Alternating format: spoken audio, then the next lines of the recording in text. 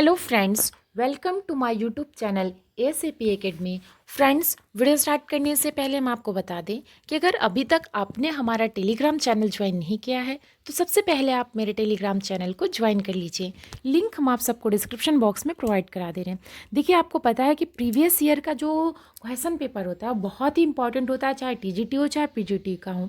तो हम आपको बता दें कि 2001 से लेकर 2021 तक जितने भी TGT PGT के एग्ज़ाम हुए हैं, जो भी क्वेश्चन पेपर है, हम अपने चैनल के माध्यम से उन सारे क्वेश्चंस को हम सॉल्व करा रहे हैं। ठीक है, तो 2001 का मैंने क्वेश्चन सॉल्व करा दिया। आपको मैं बता दूं कि 2001 से लेके 2004 तक जितने क्वेश्चंस हुआ करते थे, पहले सिर्फ 85 ही क्वेश्चन हुआ करते थे, मतलब 85 क्वेश्चन हुआ करते थे। ठीक है, तो मैंने 2001 का क्वेश्चन सॉल्व करा दिया है। ठीक है, TGT PGT का जो क्वेश्चन पेपर था उसको मैंने सॉल्व करा दिया विद हिंदी एक्सप्लेनेशन के साथ। तो अगर अभी तक आपने वो वीडियो नहीं देखा है तो सबसे पहले जा करके उसको आप देख लीजिए। ठीक है, तो आज जो लेकर आए हैं वो 2003 के लिए है। ठीक है, देखिए क्वेश्चन आपके स्क्रीन पे आ चुका है, यहाँ पे आप क्वेश्चन देख सकते हैं। Question number first, the figure of speech in which we ascribe intelligence and personality to inanimate things is known as. Option क्या है? मेटाफर है, पर्सनिफिकेशन है, ऑक्सीमोरन है, नन ऑफ दिस। मतलब क्वेश्चन ये बोल रहा है कि कोई भी जो थिंग्स है, किसी भी चीज़ को, नॉन लिविंग थिंग्स है, उसका मानवीकरण करके जब पेश किया जाता है तो उसको उसमें कौन सा फिगर ऑफ स्पीच आता है? क्या मेटाफर आता है? तो मेटाफर नहीं होगा। क्यों? क्योंकि मेटाफर की क्वालिटी क्या है? Without edge are like use किए। ठीक है, किसी भी थिंग्स का किसी भी चीज़ से किसी भी चीज़ को कंपेरिजन किया जाए। ठीक है, ऑक्सीमोरन आपको पता है, ऑक्सीमोरन में क्या होता है कि जैसे कि उसमें विरोधाभास होता है। ठीक है, चीज़ों का अपोजिट थिंग्स होता है। ठीक है, अब बचता है पर्सनिफिकेशन। यही आपका राइट आंसर भी है। पर्सनिफिकेशन में क्या होता है? मानवीकरण होता है। जैसे मैं आपको एग्जांपल भी दे दूं, और ये जो एग्जांपल मैं दे रही हूँ ये एग्जांपल PGT 2013 में आया भी था। देखिए, हम आपको बता दें, आप देख सकते हैं, डेथ लेज, ठीक है, हिज आई सी, ठीक है, death lays his icy a dying king. ठीक है, जो मौत होती है, ठीक है, मौत के जो ठंडे हाथ होते हैं वो राजा तक को भी नहीं छोड़ती। तो मौत के हाथ थोड़ी ना होते हैं। ठीक है, मौत का क्या किया गया? पर्सनिफिकेशन किया गया। तो इसलिए यहाँ पे जो ऑप्शन सेकंड होगा वो राइट होगा। Next question, question number second आपके स्क्रीन पे शो कर रहा होगा, देख सकते हैं। The correct term for a person of a material outlook and different to culture. इसका मतलब क्या है? एक इसका मतलब क्या, मतलब मैं आपको बता दूं कि इसका हिंदी मतलब क्या होता है। एक a person of a material outlook and different in different to culture. मतलब वो उसका जो कल्चर होगा वो डिफरेंट होगा, और वो देखने में बहुत डिफरेंट होगा। ऐसे पर्सन को क्या कहा जाता है? क्या फिलिस्तीन कहा जाता है, या बारबरस कहा जाता है, नोमैड कहा जाता है, एनार्किस्ट कहा जाता है? तो आपको पता है इसका जो ऑप्शन ए है फिलिस्तीन। ठीक है, उसका इस ऑप्शन जो 1 है वो सही होगा। देखिए, the correct word is philistine. It means a person who is guided by a materialism and is usually आप देख सकते हैं, disdainful in intellectual or artistic values.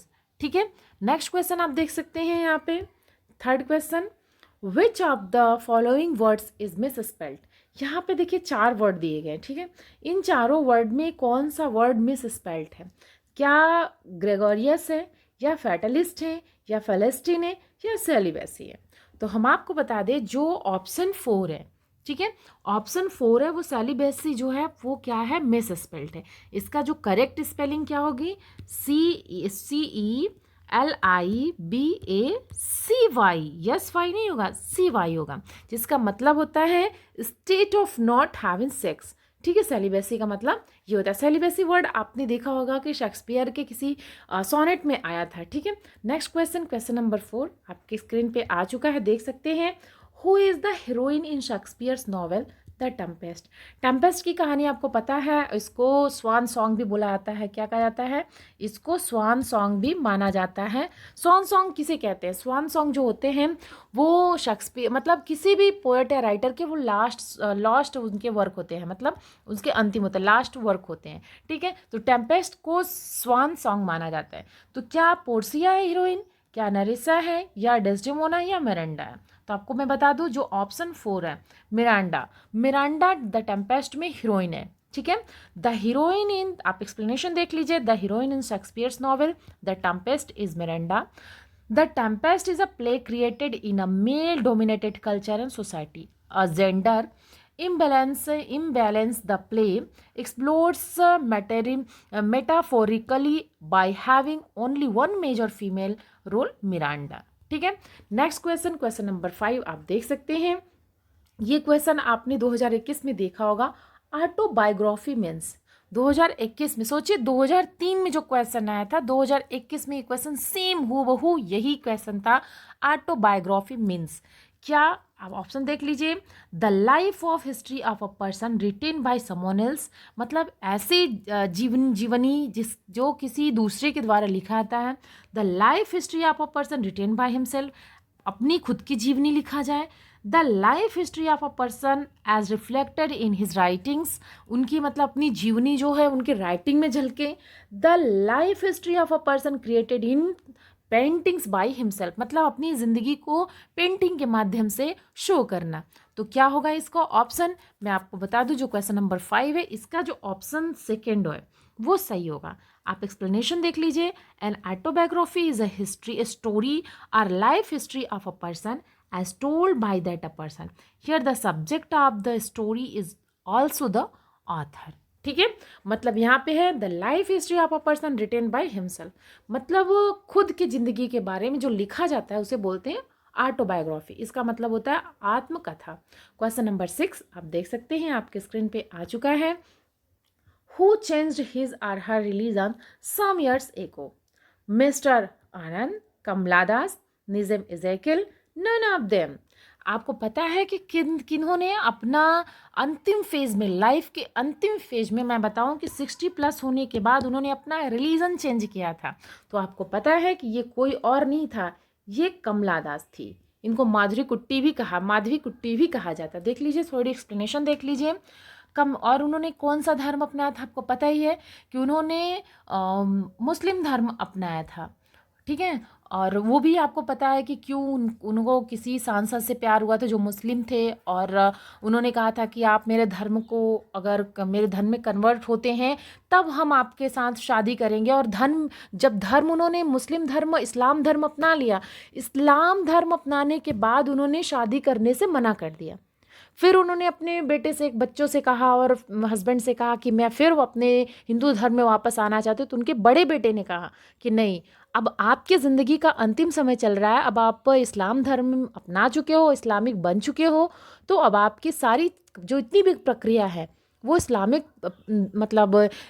रीति रिवाज से ही संपूर्ण कराई जाएगी। देखिए, थोड़ी एक्सप्लेनेशन और मैं आपको दे देती हूँ। कमला दास अलाइज माधवी कुट्टी, 31 मार्च 1934 इनका जो जन्म है। आप देखिए, 31 मार्च 1934 को हुआ था। मृत्यु कब हुआ था? 31 मई 2009 में, ठीक है। दोनों में 31 है, बस एक में मार्च है, एक में मई है, ठीक है। Was a notable major Indian English poet and literature and at the same time a leading Malayalam author from Kerala, ठीक है। नेक्स्ट क्वेश्चन, क्वेश्चन नंबर 6 आपके स्क्रीन पे आ चुका है, आप देख सकते हैं। Read the following lines and answer the questions that follow it. O Julius Caesar, thou art mighty, and thy spirit walks abroad and turns our swords in our proper entrails. What is the essence of this statement? इस जो statement है इसका मतलब क्या है, आपको पता ही होगा कि यहाँ पे पहले आपको बताना है कि इसमें किसने कहा था और किसके बारे में कहा था। देखिए, यहाँ पे किस बताया जा रहा है, ऑप्शन देख लीजिए।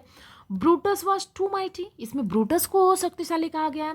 Scissor was mighty even after his death, मरने के बाद भी सीजर बहुत ज़्यादा शक्तिशाली है। एंटोनी वॉज माइटी, यहाँ पे एंटोनी जो है वो बहुत ज़्यादा शक्तिशाली है। कैसियस बहुत शक्तिशाली है। तो हम आपको बता दें, यहाँ पे जो क्वेश्चन नंबर 7 है, क्वेश्चन नंबर 7 का जो सेकेंड है, सीजर जो है उसको बहुत ज़्यादा शक्तिशाली कहा गया है। आपको पता है, आप एक्सप्लेनेशन देख लीजिए। This is the famous line uttered by Marcus Brutus. जो मार्कस ब्रूटस है वो कहता है कि मरने के बाद भी ओ मेरे जूलियस सीजर, तुम्हारी जो आत्मा है वो वहाँ पर भी भ्रमण कर रही जहाँ पे मतलब हम लोग की सोच भी नहीं पहुँच पा रही। Turn our swords in our proper entrails, तो तुम मरने के बाद भी उतने ही शक्तिशाली हो जब तुम पृथ्वी पे मतलब जब जिंदा थे, अलाइव थे, तब जितने शक्तिशाली थे, मरने के बाद भी तुम उतने ही शक्तिशाली हो। नेक्स्ट क्वेश्चन, क्वेश्चन नंबर 8 देख सकते हैं आप यहाँ पे। Who states this words for Shakespeare? Shakespeare के बारे में ये किसने कहा है? Soul of the age, the applause delight, the wonder of the our stage. Option देख लीजिए, मैथ्यू अर्नोल्ड ने कहा है, टी.एस. इलियट ने कहा है, बेन जॉनसन ने कहा या टी. इगल्टन ने कहा है। तो आपको पता है जो क्वेश्चन नंबर 8 है, क्वेश्चन नंबर 8 का जो राइट आंसर होगा वो थर्ड होगा, बेन जॉनसन ने कहा है। ठीक है, बेन जॉनसन ने क्या कहा है, आप एक्सप्लेनेशन देख लीजिए। These line are from the elegy, ये इलेजी है, ये जो लाइन ली गई है ये कहाँ से इलेजिस ली गई है। A poem written to me moralized death to the memory of my विलोब्ड द, एक मिनट देख सकते हैं, the author mister William Shakespeare and what he hath left us written in 1623 by Ben Jonson. Ben Jonson के द्वारा ये लिखा गया है। पोयम एक प्रकार से ये इलेजी है और ये विलियम शेक्सपियर के ऊपर लिखा गया है। क्वेश्चन नंबर 9 आप देख सकते हैं, क्वेश्चन नंबर 9 आपके स्क्रीन पे आ चुका है। In Shakespeare's novel Macbeth, Macbeth sees the ghost of. आप देख सकते हैं जो शेक्सपियर का नॉवल मैकबेथ था, मैकबेथ किसका घोस्ट देखता है? क्या बैंकू का देखता है या डंकन का देखता है, यागो का देखता है या हमलेट का देखता है? तो हम आपको बता दें जो मैकबेथ में रहता है, आपको पता है कि यहाँ पे जो ऑप्शन फर्स्ट होगा बैंकू, बैंकू का घोस्ट देखता है। आपको पता है कि वो दो गुंडों को जो मैकबेथ भेजता है, जब उसको ये याद आता है कि हमारे जो इंसेस्टर्स हैं वो गद्दी पे नहीं बैठेंगे, मतलब वो राजा नहीं होंगे, सिर्फ बैंकू के ही जो इंसेस्टर्स होंगे, उनकी आने वाली जो संतान है वही राजा बनेंगी। तो क्या करता है, दो गुंडों को भेजता है और बोलता है कि उनके पूरे परिवार को मार डालो। तो उनके बच्चे तो बच जाते हैं, जो बैंकू रहता है उनका बच्चा तो बच जाता है, लेकिन उसको मार डाल जाता है। तो उसी रात भोज में उनको बुलाया जाता है और उसमें वो ना आकर उसका घोस्ट आता है। आप देख लीजिए, यहाँ पे एक्सप्लेनेशन भी देख लीजिए। During the banquet, Macbeth sees the ghost of Banquo sitting at his place at the table. He is horrified. Lady Macbeth resorts the guests that it is a momentary fit and tells Macbeth to stop. The ghost disappeared and Macbeth is calm. ठीक है, next question आप देख सकते हैं, question number 10 आपके screen पे आ चुका है। यहाँ पर देखिए, हु स्टेट्स, ये किसका कथन है? He found English a dialect and left is a language. वो उन्होंने इंग्लिश को एक उपभाषा के रूप में देखा था और उसको उन्होंने भाषा बना के छोड़ा। ठीक है, ये किसके बारे में हो सकता है? आपको बहुत अच्छे से ये पता ही होगा। देखिए ऑप्शन देख लीजिए, विलियम वर्ड्सवर्थ ने कहा है, ठीक है, और जॉन मिल्टन ने कहा है, मैथ्यू अर्नोल्ड ने कहा या नन ऑफ देम ने कहा है। देखिए आप इसमें से कोई नहीं होगा। तो यहाँ मैं बता दूं कि ये जो लाइन नन ऑफ देम सही होगा। ये जो लाइन है ये क्या नाम था उनका, जेफरी चौसर। यहाँ पे मैं बता दूं जो जेफरी चौसर थे, इनके बारे में कहा गया। एक्सप्लेनेशन देख लीजिए। In the sentence he refers to Chaucer and was said by loss. ये किसने कहा है? लॉस ने कहा है। किसके बारे में? चौसर के बारे में कहा है, जॉफरी चौसर के बारे में। तो Geoffrey Chaucer was an English poet and author widely considered the greatest English poet of the Middle edges.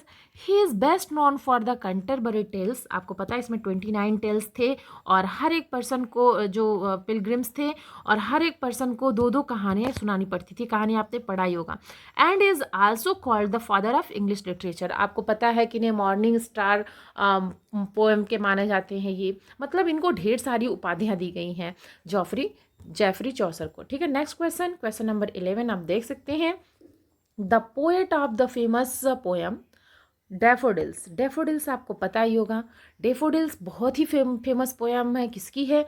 क्या जॉन किट्स की है, या यहाँ पर देख सकते हैं कि अलेक्जेंडर पॉप की है, या पीवी शैली की है, या विलियम वर्ड्सवर्थ की है? तो आपको पता है ये विलियम वर्ड्सवर्थ की बहुत ही फेमस पोएम है डैफोडिल्स।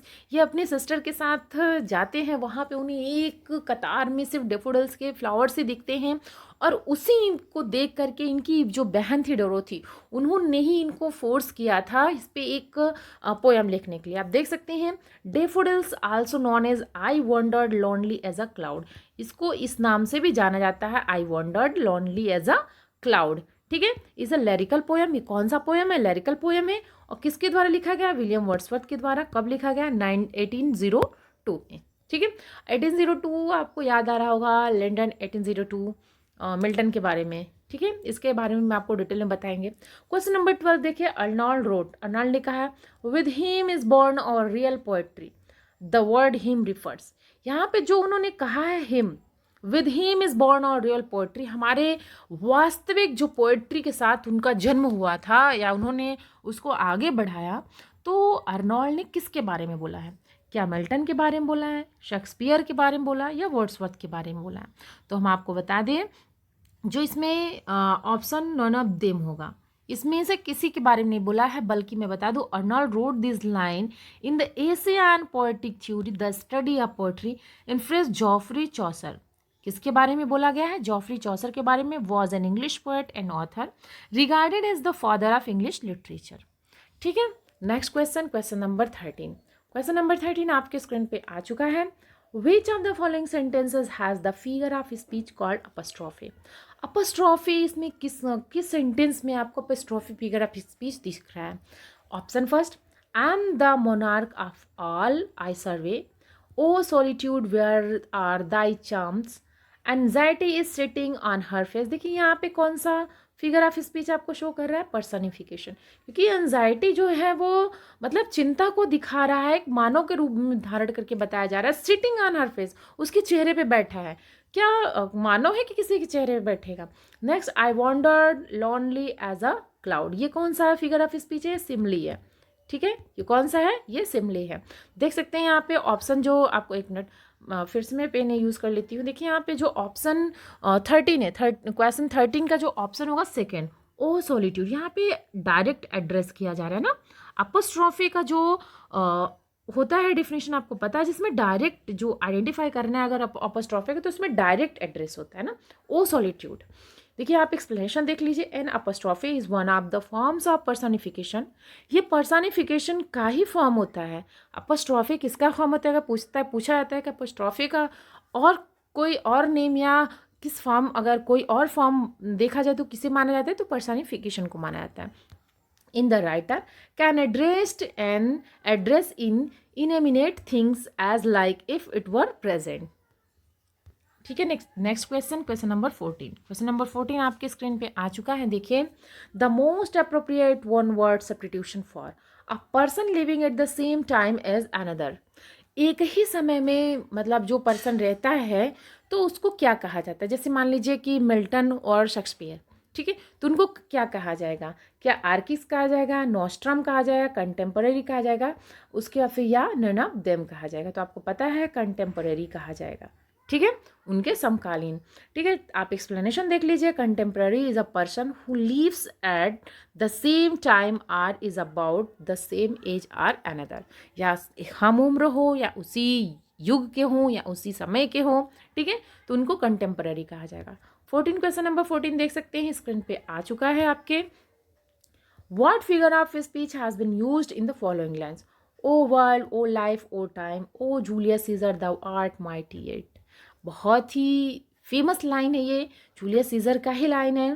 देखिए ऑक्सीमोरन की ये कौन सा फिगर ऑफ स्पीच है? क्या है? ऑक्सीमोरन है, रोट्रिक है, पर्सनिफिकेशन है, या नन ऑफ देम है? तो आपको मैं बता दूं, जो 15 का है ये नन ऑफ देम होगा। इसका आंसर क्या होगा? नन ऑफ दिस होगा। क्यों होगा? कि ओ वर्ल्ड, यहाँ पे कौन सा फिगर ऑफ स्पीच होगा आपको पता है? ये अपोस्ट्रोफी होगा। क्या होगा? अपोस्ट्रोफी होगा। ओके, एक मिनट मैं स्पेलिंग पूरा लिख देती हूँ। अपोस्ट्रोफे, ओके, ये अपोस्ट्रोफी होगा। ठीक है, क्योंकि यहाँ पे ओ वर्ड संबोधन क्या है? डायरेक्ट एड्रेस किया जा रहा है ना। ओ वर्ड, ओ लाइफ, ओ टाइम। देखिए यहाँ पर देख सकते हैं, यहाँ पे मैं एक्सप्लेनेशन में दे देती हूँ। The figure of speech used is this line is apostrophe. It is an exclamatory figure of speech. It occurs when a speaker breaks off from the addressing the audience and direct speech to the third party such as an opposing, यहाँ पे देख सकते हैं एक मिनट देख सकते हैं, litigant or some other individual sometimes absent from the scenes. Next question, question number 16 आपके स्क्रीन पे दिख रहा होगा आपको। Filling the blanks with the suitable preposition, distribute the sweets, Ram and Suresh. तो यहाँ विद होगा, बिटवीन होगा, टू होगा, फार होगा। तो यहाँ मैं आप बता दूँ, जो राम और सुरेश 2 लोग हैं तो यहाँ पे बिटवीन होगा। ठीक है, जहाँ 2 लोगों के बारे में बात किया जाए, डिस्ट्रीब्यूशन को लेकर के, बंटवारे को लेकर 2 लोगों की बात है, वहाँ बिटवीन आ जाएगा। लेकिन अगर 2 से ज़्यादा होगा तो अमंग हो जाएगा। क्या हो जाएगा? अमंग हो जाएगा। अमंगस्ट कहाँ होता है, इसको आप कमेंट बॉक्स में कमेंट करके ज़रूर बताइएगा। 17, क्वेश्चन नंबर 17 आपके स्क्रीन पे आ चुका है, आप देख सकते हैं।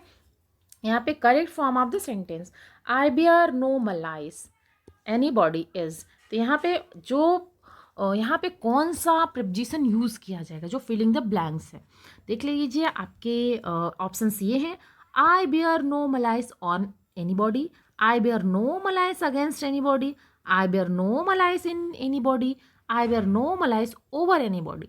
तो आपको मैं बता दूं, जो 17 है, 17 का जो सेकंड है, आई बियर नो मलाइस, यहाँ पे अगेंस्ट होगा। क्या होगा? अगेंस्ट। ठीक है, अगेंस्ट एनीबॉडी। देखिए, आप एक्सप्लेनेशन देख लीजिए। Malice is defined as bad will or the desire to do bad things. Malice को कहाँ यूज़ किया जाता है? बैड थिंग्स को, बैड इच्छाओं के बारे में शो करने के लिए। ठीक है, अनदर पर्सन, जैसे कि मैं अगर होता है ना कि कोई किसी को बुरी चीज़ बोल रहा है, ख़राब चीज़ बोल रहा है, उसके लिए मलाइस का यूज़ किया जाता है। An example of malice is when you hate someone and want to seek revenge. ठीक है, किसी से आप मतलब घृणा करते हैं और उससे क्या लेना चाहते हैं? बदला लेना चाहते हैं। क्वेश्चन नंबर 18 आपके स्क्रीन पे आ चुका है, देख सकते हैं। ये बहुत ही इंपॉर्टेंट लाइन है। मैं आपको बोलूँ कि ये एग्ज़ाम, मतलब मैं बताऊँ, एग्जामिनर का बहुत ही फेवरेट कोटेशन माना जाता है, मोस्टली एग्ज़ाम में देखे जाते हैं। ठीक है, देखिए, cowards dies many times before their deaths, the valiant never taste of death at once. मतलब जो बुज़दिल इंसान होते हैं वो अपने मौत से पहले भी कई बार मरते हैं, लेकिन जो वैलियंट होते हैं, जो साहसी इंसान होते हैं, वो सिर्फ मौत का स्वाद एक ही बार चखते हैं। ठीक है, देखिए कि ये जो लाइन है कहाँ से लिया गया है, तो आपको मैं बता दूं। और बताइएगा इसमें कौन सा फिगर ऑफ स्पीच है, आप कमेंट करके जरूर बताइएगा इसमें कौन सा फिगर ऑफ स्पीच है। Cowards die many times before their death, तो बताइएगा इसमें कौन सा फिगर ऑफ स्पीच आपको दिख रहा है। ऑप्शन देखिए, the Tempest, Julius Caesar, Merchant of Venice, Othello. तो आपको पता ही होगा जो ऑप्शन सेकेंड है, जूलियस सीजर में कहा गया है। This line have been taken from Shakespeare's novel Julius Caesar. देखिए next question, question number 19। Question number 19 देख सकते हैं आप, मिस स्पेल्ड वर्ड बताना है। जेलियस है, अपोजिट है, एम्पेरिकल है, रेट्रिक है। तो आपको पता है जो 19 है, 19 का जो ऑप्शन है यहाँ पर देख सकते हैं, इसका जो रेट्रिक है, एक मिनट सॉरी, हाँ ऑप्शन 4। ठीक है, रेट्रिक जो है ये मिस स्पेल्ड है। ठीक है, इसकी जो स्पेलिंग होगी क्या होगी? RHETORIC। ठीक है, which means the art of effective or persuasive speaking or writing, especially the exploitation of figures of speech and other compositional techniques. ठीक है, नेक्स्ट क्वेश्चन एंड आज के सेशन का लास्ट क्वेश्चन है, question number 20। Filling the blanks with the suitable word, use of these for 7 days will cure you of your illness. तो यहाँ पे देखिए ऑप्शन है, फिजिक फिल किया जाएगा, फिजिक या फिजिक्स या फिजिकल। तो आपको पता है यहाँ पे ऑप्शन जो होगा 20 का फर्स्ट होगा, फिजिक फिल किया जाएगा। क्या फिल किया जाएगा? फिजिक। और क्यों फिजिक फिल किया जाएगा? क्योंकि फिजिक मीन्स द आर्ट और practice of healing disease, or the practice or profession of medicine. ठीक है, सो आज का 20 क्वेश्चन का ये सीरीज़ था, आप सबको कैसा लगा प्लीज़ कमेंट बॉक्स में कमेंट ज़रूर करें। और अगर कोई सजेशन हो तो वो सजेशन भी आप दे सकते हैं। और अगर आपको लगता है कि मैं कुछ और इम्प्रूव कर सकती हूँ जिससे ये जो सेशन में लेकर आ रही हूँ ये आपके लिए और बेहतर हो सकता है, तो आप उसके लिए भी कमेंट करके ज़रूर मुझे बताइएगा।